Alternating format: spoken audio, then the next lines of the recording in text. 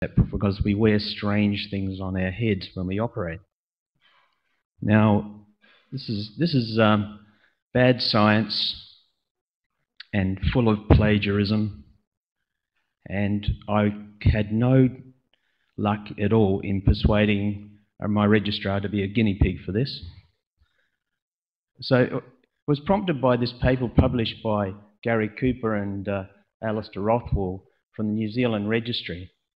And they looked at their 10-year figures, 57,000 joints, and they found that in the first 6 months, the revision rate at 6 months, which I guess they took as for deep infection, showed that there was a higher incidence of when the laminar flow was used.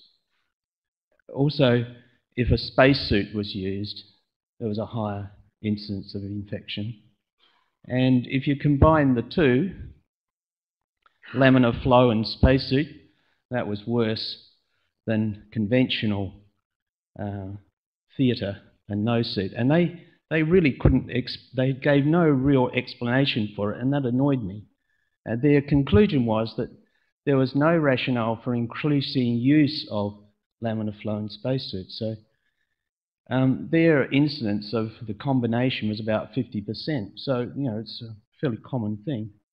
And so I reflected on why. And of course, theatre attire has changed over the last 150 years. I notice some people are still wearing bow ties now.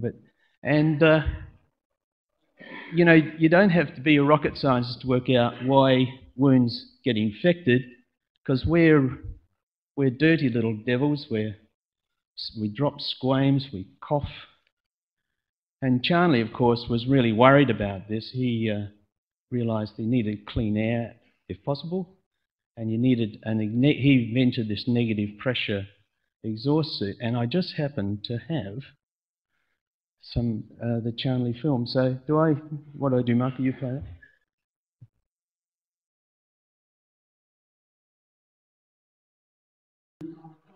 And those emitted from the surgical team and the patient are circulated over the wound by conventional air conditioning. In 1962, the first sterile air system was donated by Howard to Wrightington Hospital. This provided a sterile downward flow of air over the operating team and the patient. This, together with the original nose and mouth exhaust system, reduced infection from 9% in 1959 to 3% in 1965. At Wrightington Hospital in 1966, the first permanent sterile downward airflow pattern from a conventional ceiling diffuser. I chopped it up a little bit. Drains the air all round and beneath it. This incoming air is contaminated almost immediately. This is a typical ceiling air diffuser. Once again, smoke is put into the air coming from the diffuser so that we can see its conical pattern. Now, with clean air coming from the diffuser, but the smoke introduced adjacent to it, we see again how contaminated air is entrained with the clean air, circulating contamination all around the operating room. An exponential airflow, which has been speeded up to show its pattern more clearly.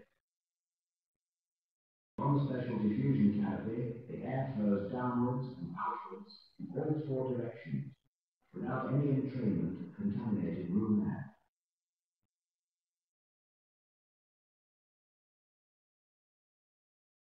I wonder what Charnley would think of our theatres. Let's talk about the helmets. This is from an article on prevention of infection and hip replacement. You can see that they say that the hood is the most extreme barrier to reduce infections. But the hoods are marketed as a personal protection unit, and their guff says that they keep you cool, man. So I was really annoyed that I couldn't find out from the company what happened when you wore these hoods.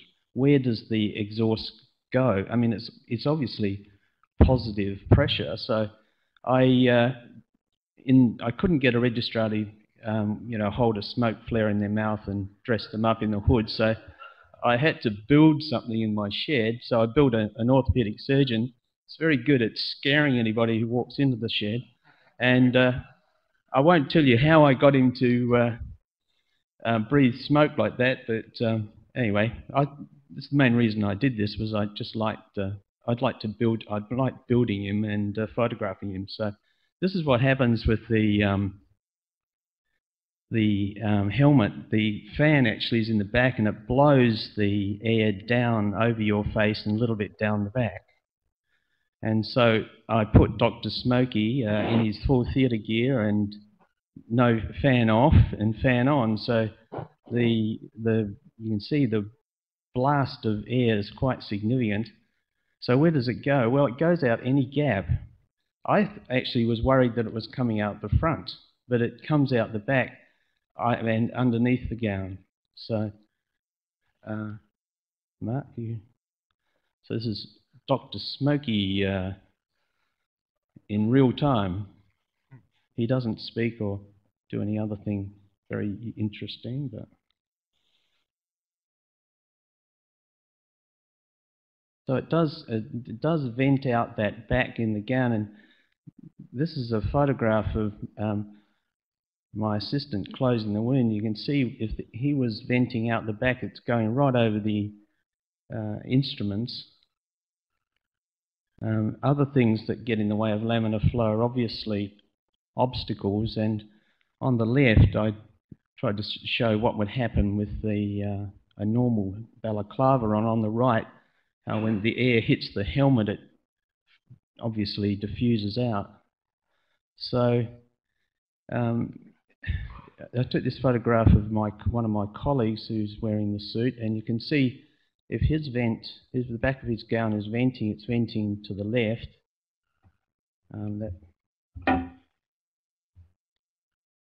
It's venting out this way, I assume, simplistically. And his instruments and people are down here. But the other thing I counted, he was doing a revision. There were 10 people in that theatre. So where does that air go? So this is I flogged this from the internet, and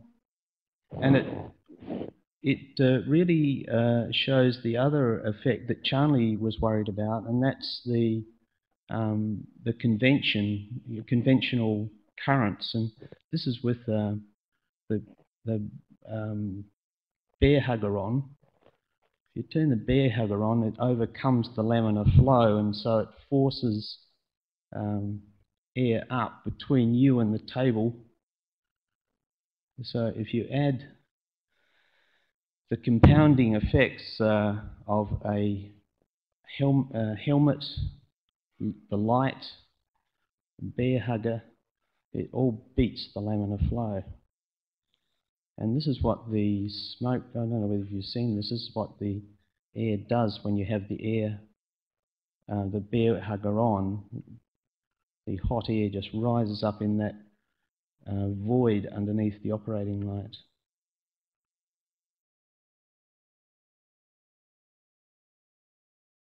That's just about the end of that. So I think the helmets came in the era of the AIDS scare, and people use them more to protect themselves.